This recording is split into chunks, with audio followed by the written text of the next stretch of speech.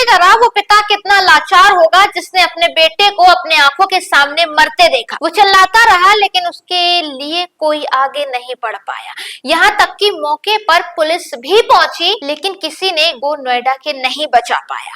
System इतना fail कि जब तक पुलिस पहुंचती, जब तक एनडीआरएफ एसडीआरएफ पहुंचती, 2 घंटे तक नोएडा का नाले में चिल्लाता रहा कि मुझे बचा लो। 2 घंटे तक उसने हिम्मत नहीं हारी लेकिन आखिरकार उसको मरना पड़ा। ये उसकी मौत नहीं थी, ये कोई भगवान के द्वारा दी गई मौत नहीं थी, ये मौत थी, सिस्टम फेल था। अगर वहां पर तुरंत एसडीआरएफ एनडीआरएफ की टीम पहुंच जाती तो ये जान नोएडा के बच जाती। जिन टीमों को सरकार महीने में तनख्वाह देती है वो टीमें इतनी लापरवाही करेंगी। जिन अधिकारियों को सरकार इतनी ज्यादा तनख्वाह देती है वो अधिकारी इस तरीके से सिर्फ बचाव कार्य दिखाकर बचाते नजर आएंगे, ये सोचा नहीं था। ऐसा नहीं था कि उनके पास समय नहीं था। 2 घंटे तक नाले में वो चिल्लाता रहा कि मुझे बचा लो। उसका पिता तड़पता रहा कि कोई मेरे बेटे को बचा ले, लेकिन सरकारी अफसर क्या कह रहे थे, पानी बहुत ठंडा है, इसके अंदर जाया कैसे जाएगा। सरकारी अफसरों ने एक बार एनडीआरएफ एसडीआरएफ की मौके पर तत्काल टीम अगर पहुंच जाती तो शायद इलाज जिंदा होता। और हमारे देश का, हमारे प्रदेश का सिस्टम इतना फेल है कि उन अधिकारियों के खिलाफ कोई एक्शन नहीं लिया गया। योगी जी को जो जीरो टॉलरेंस नीति कहते हैं, प्रदेश सरकार को तत्काल सारे अधिकारियों को सस्पेंड करना चाहिए। 4 दिन बाद नोएडा की डीएम मेधा रूपम उस जगह पर पहुंची और इसके बाद भी वो मीडिया से सवालों के जवाब नहीं दे पाए। क्यों? क्योंकि उनको पता है कि मैं यहाँ की डीएम हूँ और मेरे पिताजी ज्ञानेश कुमार मुख्य चुनाव आयुक्त की कुर्सी संभाल रहे हैं, इसलिए मेरा तो कोई कुछ कर भी नहीं सकता।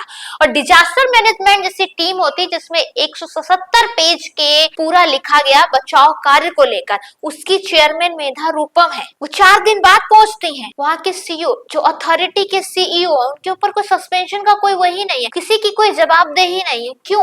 एक निर्दोष की जान चलेगी और जान एक्सीडेंट में नहीं गई है, जान सिस्टम के फेलियर की वजह से गई है। उस सोसाइटी में जो फ्लैट्स में लोग करोड़ों रुपए की फ्लैट्स खरीदते हैं और पूरी जिंदगी उनकी ईएमआई देने में निकल जाती है, वो कैसे करके वहां पर फ्लैट खरीदते हैं। जिंदगी भर की कमाई उनकी फ्लैट होती है, फ्लैट के नाम पर क्या दिया जाता है। ये कि नाले की दीवार टूट गई और कोहरा इतना था कि जैसा लड़का जो इंजीनियर था रात में अपने घर पहुंच रहा था, उसकी कार गिर गई और वहां पर कोई बचाव करने वाले नहीं थे। ये सिस्टम है, ये सच्चाई है जिसको एक्सेप्ट करनी चाहिए। भले ही सरकार कितना भी कह ले जीरो टॉलरेंस नीति है, लेकिन ऐसे अधिकारियों के ऊपर कभी कार्रवाई नहीं करती जो एक बेगुनाह की जान चली गई। ऐसा भी नहीं मौके पर पुलिस नहीं पहुंची थी, ऐसा भी नहीं मौके पर अधिकारी नहीं पहुंचे थे, लेकिन समय रहते उसका बचाव कार्य नहीं हो पाया। एनडीआरएफ एसडीआरएफ की टीम जिनको महीने में लाखों की तनख्वाह मिलती है वो नहीं पहुंच पाए। क्यों नहीं पहुंच पाए? क्योंकि भाई सर्दी का मौसम था, अपने घरों में सब आराम कर रहे थे। एक बेगुनाह पिता, एक पिता गुहार लगा रहा था कि उसके बेटे को बचा ले और 2 घंटे तक ने अपने कार के ऊपर कार से बचाने के लिए प्रयास किए कि मुझे बचा लो, मुझे बचा लो, लेकिन कोई नहीं बचा पाए। न अधिकारी, न सामाजिक लोग, न एनडीआरएफ, न एसडीआरएफ, कोई भी नहीं।